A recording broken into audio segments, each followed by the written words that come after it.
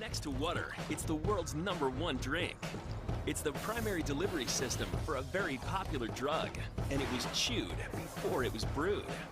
Its aroma is intoxicating, and its flavor easily makes us crave another cup. Today, we can't seem to do without this hot brown brew. Get ready to discover coffee on How Stuff Works.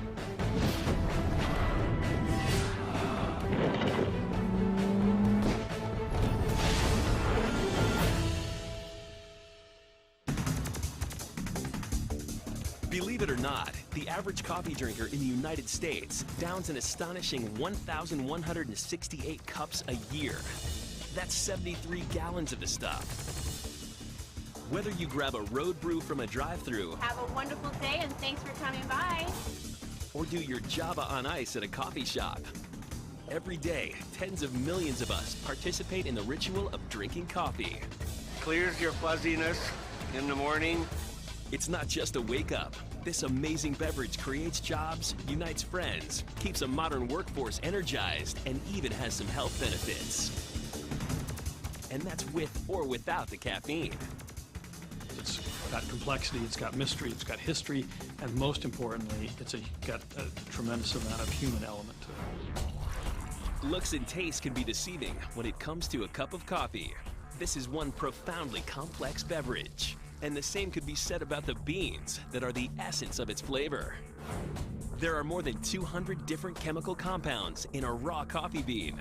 Roast it, and the number skyrockets to more than 1,200 different substances.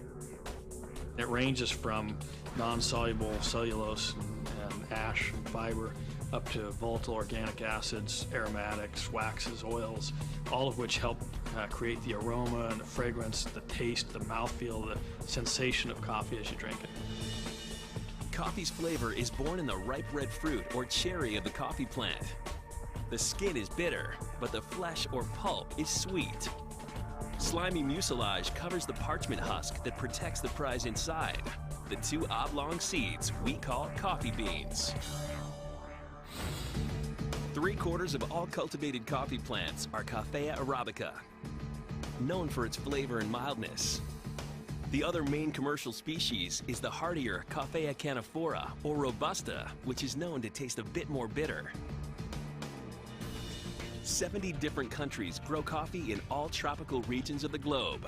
Brazil is the largest exporter, followed by Vietnam, Colombia, Indonesia, and Mexico. Now we grow coffee in the US, in Hawaii and Puerto Rico, but nothing like the quantities we consume. The United States imports, roasts, and consumes more coffee than any other country in the world. And Folgers Coffee would know. They're the leading packaged coffee brand in the US, and their plant in New Orleans is one of the largest roasting and packaging facilities of any coffee company. The Folgers roasting plant brings in 250 to 300,000 tons of coffee through the Port of New Orleans each year. The plant is the port's largest customer. Gigantic white bulk bags the size of tractor-trailer rigs are cut open, spilling thousands of pounds of green beans into grates that will funnel the coffee up into 12-story high storage silos. The scope of the operation is mind-boggling. We receive a bean, we roast the bean, we grind the bean, and then we'll package it in a variety of different formats. There are about 75 million cups of Folgers coffee consumed daily in the US and Canada.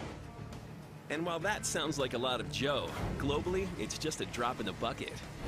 Coffee consumption around the world is more like a tsunami, 2 billion cups a day.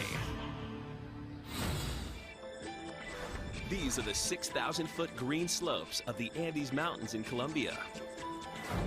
It's this geography and climate that contribute to making Colombian coffee exports total more than 2 billion pounds a year. But there is another secret ingredient to Colombia's world-renowned coffee, the cafetero. Nelson Mello is one of these dedicated coffee farmers and one of the first certified organic coffee growers in the country. Un sistema de producción orgánica. This is a farm where we are working with an organic production system. We farmed a variety of coffee called Caturra. Everything we use on the farm, we make ourselves, 100%. We buy nothing from outside sources. Para evitar estar comprando insumos de afuera. Organic coffee uses no synthetic chemicals, no synthetic pesticides or fertilizers. The approach Nelson uses is what can I add through natural processes to contribute to the health of the trees and the quality of the crop. Instead of using chemical plant food, Nelson Mello grows nitrogen-fixing trees near the coffee plants. These trees pull nitrogen out of the air.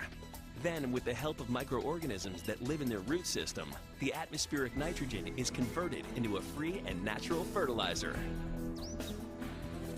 Más esta maleza que And this tree, plus decaying weeds, become a cover, making the soil condition really good, even for animals. We can easily find worms. podemos encontrar fácilmente. The earthworms allow the soil to get air. These animals are natural producers of organic matter or fertilizer. They eat the soil and their excrement is what we call worm humus. The tree's roots give the nitrogen and the worms give the humus. Es lo mejor en producción orgánica. It's absolutely the best. So these are the good ones, which you can clearly see that it's there's something below the parchment that is greenish or darker color.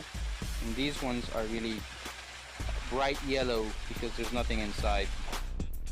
This washing is what gives Colombian coffee its distinctive taste and aroma. To enhance the quality of this organic coffee, any red pulp that made it through the process is removed by hand. It usually takes between 7 and 14 days to dry the beans. It all depends on the weather. It's difficult to have a good crop. Just because it is difficult does not mean it should not be done or that it is impossible. You are receiving the best. Enjoy this coffee, made with love and good energy. That's the best message. And in North America, they're definitely drinking up the message by consuming 40% of the world's organically grown coffee.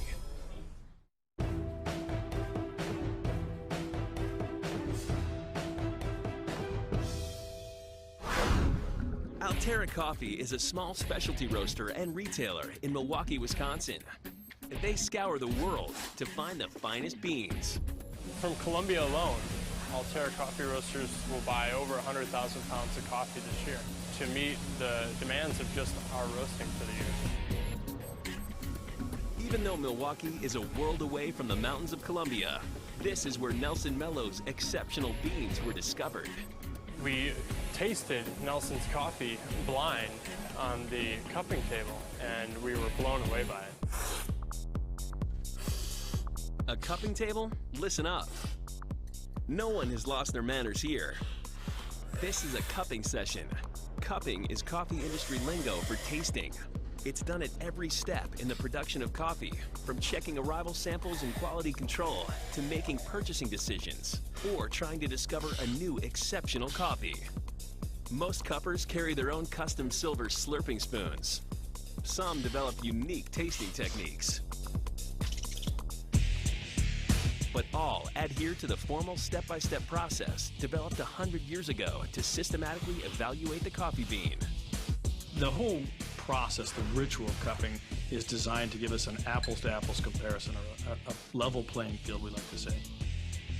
At the Specialty Coffee Association of America in Long Beach, California, some of the best palates in the country have assembled to appraise several coffees. Our interest is in promoting the consumption of specialty coffee in the U.S. All of the beans are lightly roasted and ground the same way.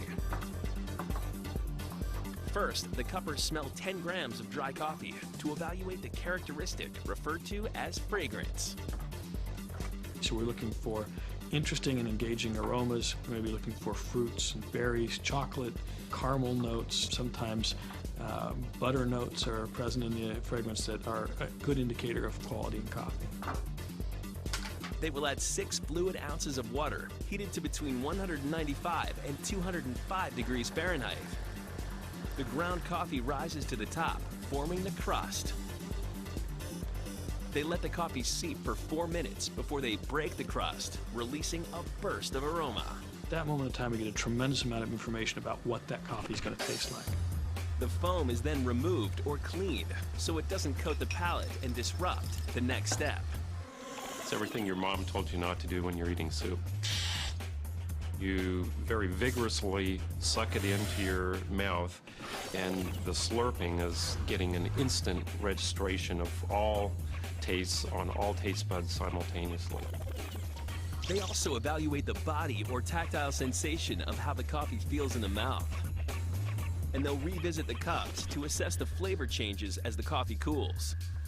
One characteristic they hope to find might surprise you. We look for acidity in a cup of coffee because it imparts a sense of brightness, of liveliness to the cup. So we want acidity in coffee. It's a positive thing. So the next time you indulge, take the time to observe the taste and aroma, and perhaps practice your slurp.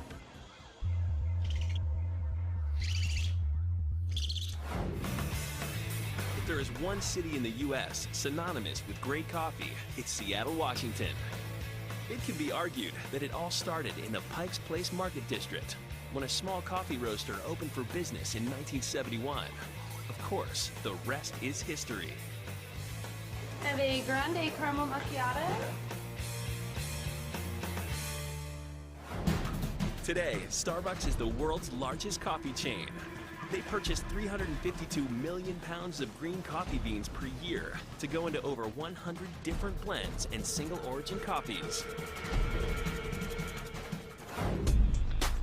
The secret to the sensation is inside this 350,000 square foot building just south of Seattle.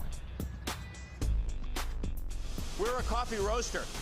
Many people don't understand that what we learned in the 1970s about roasting coffee is exactly the skill that we use today in order to roast 1.5 million pounds in this facility this week.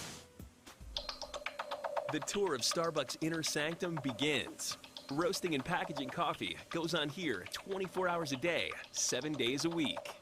I want to point out these large rolls that you see here. All of these will become coffee bags. And this is just one of 5 such plants around the world.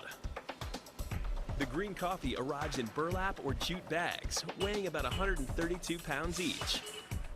We've collected them here, and you can see they're on pallets, and they're now waiting for the roasters to call for them. This machine is called the Cimbria, and it's the place where the coffee is going to say goodbye to its burlap bag. In just a moment, they can unload 13,000 to 15,000 pounds of coffee in an hour on this platform. The Cimbria is like a giant sifter. The shaking carefully removes any debris that might have been in the bag. The coffee is then stored in one of 20 green silos, holding as much as 20,000 pounds of raw beans. At the bottom of those silos, there is almost like a mixing bowl in your kitchen. And that mixing bowl is under the control of the person who's operating the roasting machine.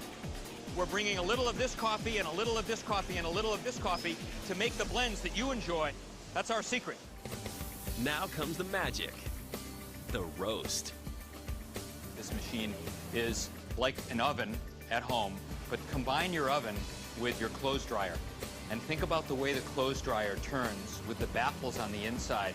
And then think about sealing that up and making it 400 degrees. A chemical reaction takes place inside the roaster, altering the entire cellular structure of the bean. This is what causes all the flavor and aroma we know as coffee. We apply heat to the beans, and at first all it's doing is it's driving out water. If you could look at the cell structure of these beans, you would see that inside the cells are round. As the moisture is driven out, it starts to turn like wood grain. Gases start to form inside the beans, and they actually pop like popcorn and expand almost twice their size. This state is called the first pop or crack. Most of the water has now evaporated. As the beans roast and turn darker, carbohydrates and fats turn into aromatic oils. complex proteins and organic acids change into wonderful coffee flavors. Coffee has reached the point that we know it's going to be perfect. The front of the roaster will open up, the coffee will pour into the cooling tray, and the arm will begin to move that coffee around. For the next couple of minutes, the coffee is going to go from oven hot to room temperature. When you look at that big drum, imagine that it's a fan pulling air into it. Like a winemaker, the roaster's style determines how the coffee is finished. A lighter roast brings out delicate floral and fruity notes from the bean. A darker roast creates deeper, sugary and toasty flavors.